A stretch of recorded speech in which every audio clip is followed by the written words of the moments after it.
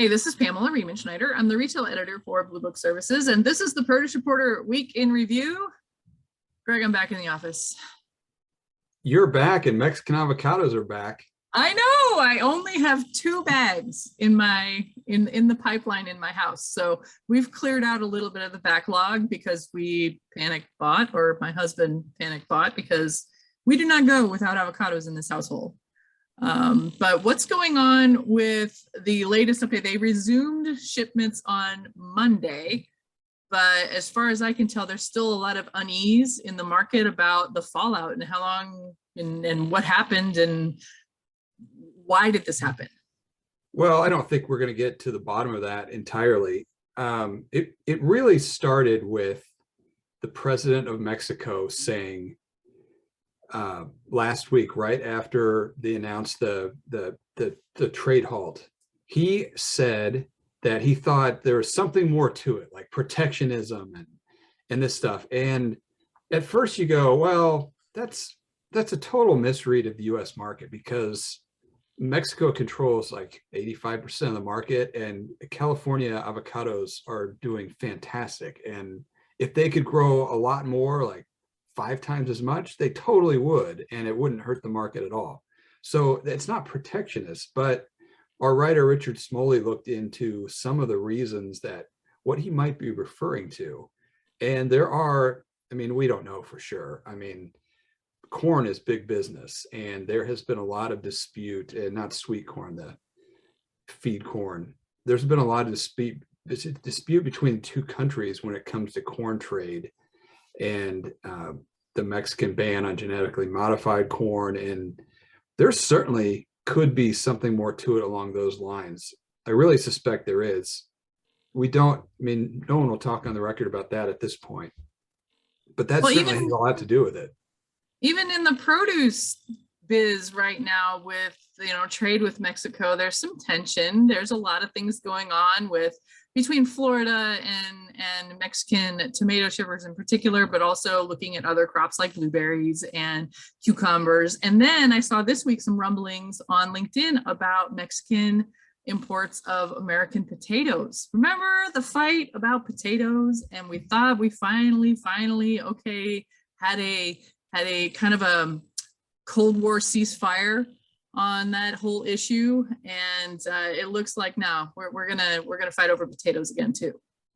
So yeah, well, we're gonna fight over lots of stuff, and it's hard because so many people make money with stuff going both ways. But I mean, you have to keep an eye on what's actually being fair and fairly traded, and that is a big issue. And another big issue is when you trade philosophies at the leadership level. President Trump has just a totally different trade philosophy than President Biden. And so what Trump was trying to do is not necessarily a priority for Biden, and vice versa. And the Mexican president's got to figure out, all right, who am I dealing with now? And, who's going to help who on what side? And it's very complicated. Yeah, and for those of us in the American market, though, to have something like avocados disrupted, it's already a volatile crop and already a huge cash crop. A lot of money to be made and to be lost in the avocado business, and it's kind of like, don't mess with avocados. Like, no, let's. So it kind of made a lot of people nervous. A lot of people sweat for the last week on how long is this going to last. Fortunately, it was only a week, but I really feel like the rumblings from this is going to last a lot longer.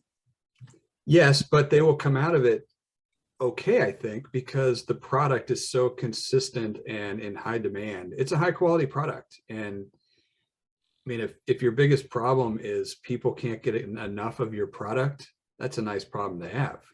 Yeah, it's a nice problem to have.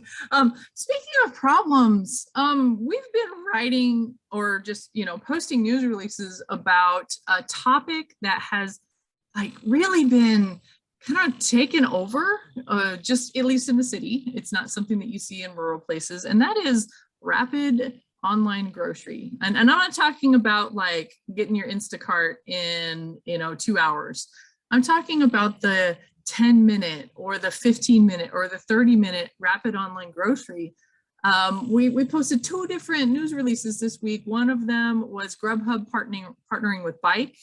And another one was about another, I think it's the third or fourth or maybe even fifth rapid grocery to launch in Chicago, Food Rocket. And now there's a Business Insider article that I just found talking about Gorillas, one of the biggest ones based in Berlin, is pulling back on some of its plans. It has already dropped the 10-minute grocery delivery. Like 10 minutes is absurd, first of all. And then due to some pressure from neighborhoods, it looks like they're also opening up the stores and not just having a dark storefront for online pickup and even like a little bit of shopping in store. I'm still reading into it, trying to figure out exactly what's going on. But 10 minutes for groceries. It's definitely a city thing, because either in the suburbs or rural areas, you don't get any place in 10 minutes. So, I mean, it's preposterous. It's a high density thing. And I wonder if we're getting so much investment and news coverage, and not by us, but by the broader business community, because that's where they're based. And this is something that means something to them. They can experience it. Most people who watch and read us are not in these high density places. And so we just aren't going to experience it. I mean, the fact that you were running by them in Berlin, you would have to be in downtown Chicago or New York right now to experience it. I mean, we're based in Chicago, and we're an hour outside the city. So even Blue Book would have to go out of their way to figure out what this whole trend is all about. Yeah, when I was in Berlin, and I'll throw the picture up there, I can see what New Yorkers are complaining about, because I saw both a Gorillas and a Flink dark storefront. And the Flink one is just a bunch of branding on it. Looks like an abandoned building. The Gorillas one was dark windows of a store. So like they'd taken a regular storefront, converted it to a literal dark store. Well, it's a dark store. Come on. Right? And then there's, of course, you've been to Berlin. There was graffiti all over it. I mean, is that love or hate? I don't know. So I can see what the neighborhoods are complaining about a little bit, but I also saw the people on the bikes, like with their giant backpack things with the groceries or food or whatever in them. And I just cannot fathom, as someone who lives steadfastly in the burbs, paying someone to get groceries to me in 10 or 15 minutes. I couldn't even go get groceries in 10 or 15 minutes. And I live really close to several stores. I mean, I could go out my front door right here and walk 2,000 feet and get to a Whole Foods. But I would have to like go over and through a cow pasture and around a hockey arena to get to it. But it's there.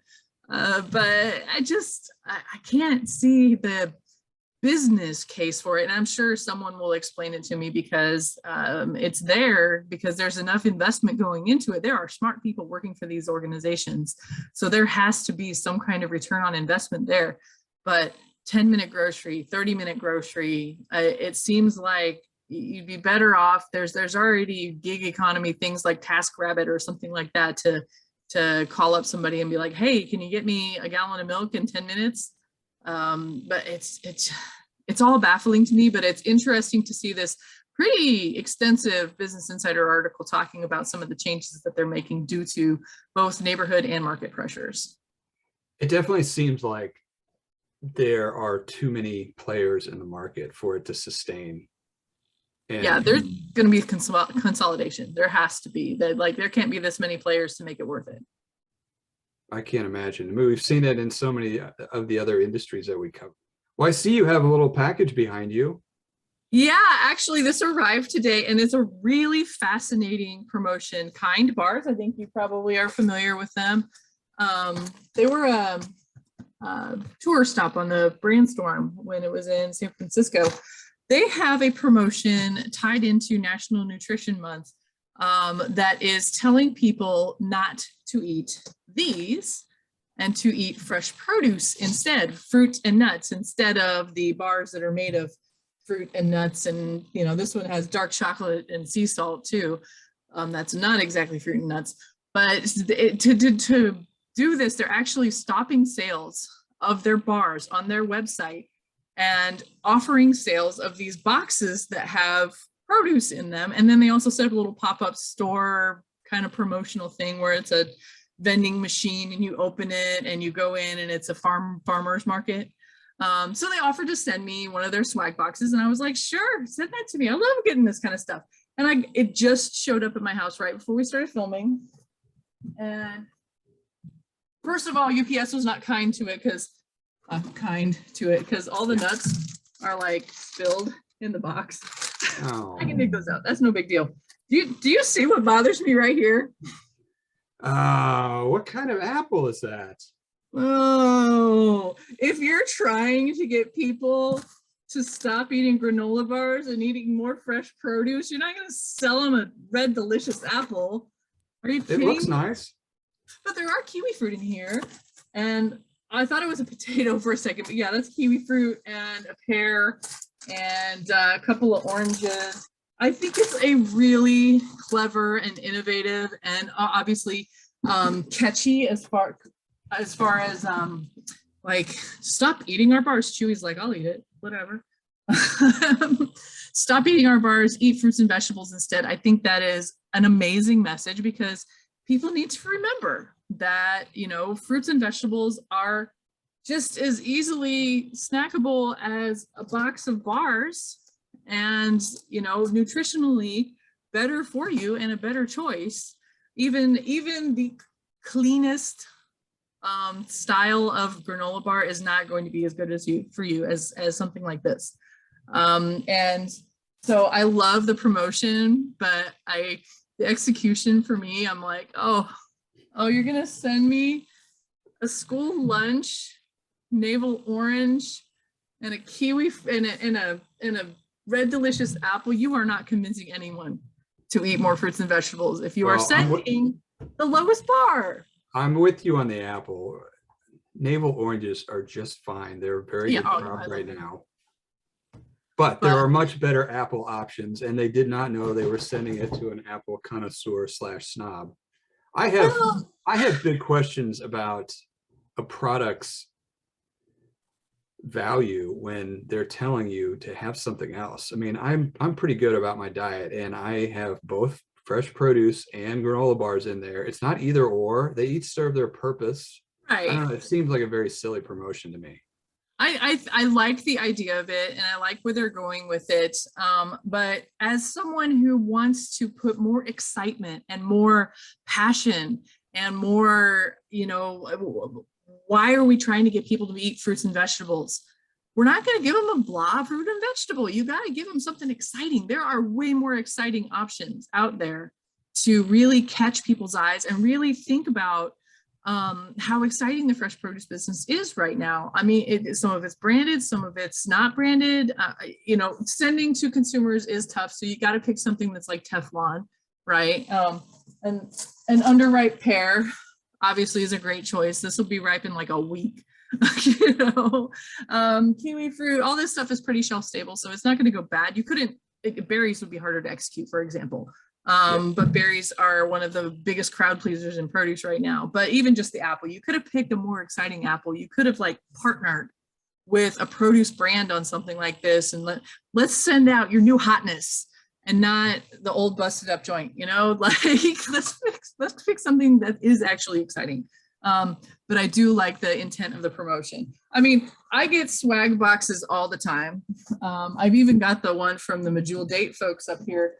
While I was gone, this one showed up. It's from Bako Sweet, and it's about sweet potatoes. So they gave me like some of their sweet potatoes and some recipes and the microwave one and stuff like that. This is exciting. Sweet and potato. A pickleball paddle too. Pickleball paddle. It's a cutting board. Oh. Not as exciting as I thought then.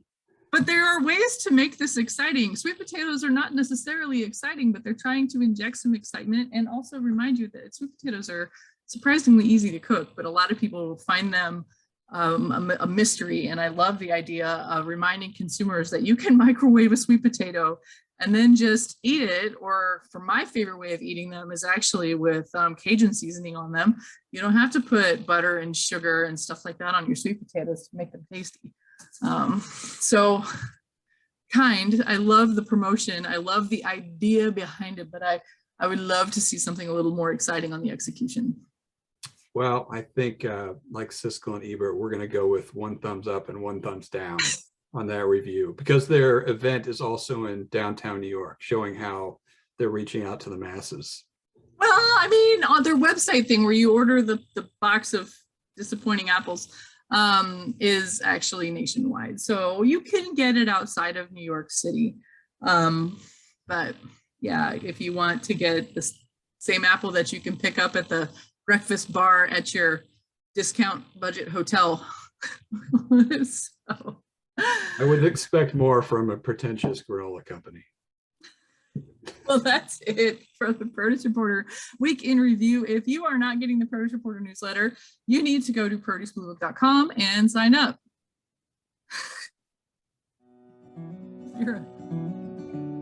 You're a promotion snob. I'm an apple snob. Actually, let's try it, see if it's actually edible.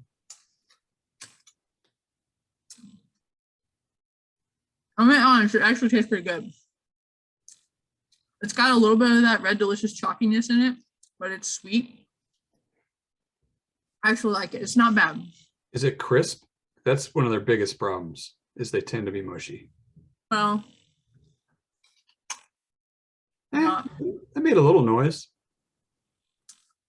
But it does have that red delicious chalky aftertaste to it. Yeah. You know, I get a bag of navel oranges every single time I'm at the store, and we always go through them. It's the basic that is good. I mean, when it's in season, basically November through May, they're perfect. Every time. I'm getting right now, HEB has the heirloom navel brand that they own brand some heirloom navels. Right. And they're a 3-pound bag is generally like $3 or something like that. So not expensive. That's cheap. Yeah, well, I mean, it could be like $3.98 and then $3 on special or whatever. And I stock up on those. And those are the best oranges I've ever had in my life. I mean, even summer navels are good, but this is like peak season, amazing orange. So I've actually got like 3 bags of those next to the 2 bags of avocados down in my beer fridge downstairs. So I'm swimming in produce. I've got a couple I'm hoarding them because I know that Texas grapefruit's not going to last very long this season. So I've got another bag of grapefruit in my fridge too, trying to make those last. Yeah, I mean, right now is a great time